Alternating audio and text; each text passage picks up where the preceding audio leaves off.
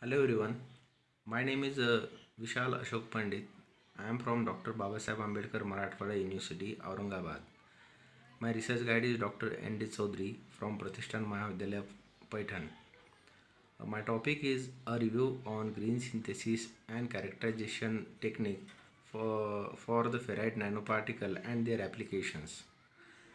Nanotechnology is a branch of material science which nanoparticles with specific intended properties are synthesized. A particle whose average dimensions are less than 100 nanometers is known as the nanomaterials. Nanomaterials are synthesized or produced by the application of physical, chemical, or biological process. These nanomaterials can find the variety of application in areas like healthcare, agriculture, electronics, automobiles, environment management due to their unique physical properties, chemical properties, thermal or electrical properties. Synthesis of nanoparticles by using green synthesis can be done with plant and their extracts, microbes, algae and fungi. We are using the reducing agent as the plant extract. In the synthesis of nanoparticle by using plants or their extracts, we can use aloe vera plant leaf extract, neem leaf extract, green tea or black tea leaf extract. Microbes. We can also use microbes for the synthesis of nanoparticles. Uh, in the synthesis of nanoparticles by using microbes, it resistance caused by the bacterial cells.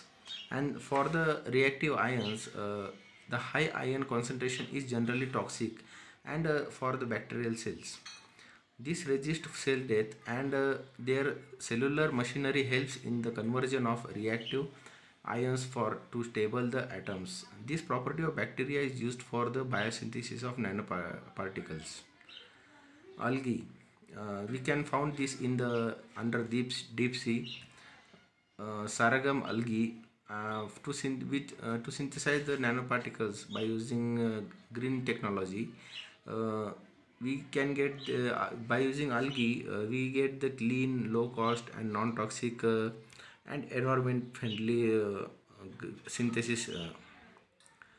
Fungi, we know the mushrooms. It is a by using fungi, it is very handling the biomass, economical affordability, and we know they are efficient sectors of the extracellular enzymes, which leads to a large scale production of the enzymes. And by using fungi, we can produce some nanomaterials. This is the procedure to synthesize the nanomaterials by using green test synthesis.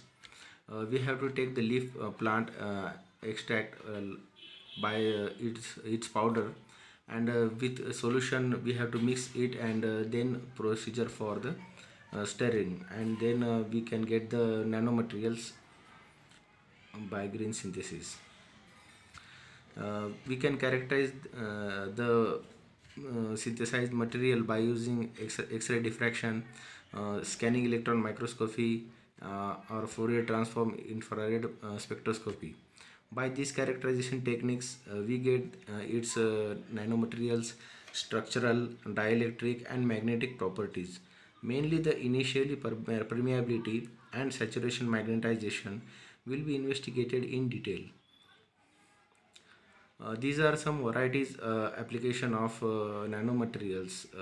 This is used in medical, chemical, chemistry, energy, agriculture, environment, information storage systems, communication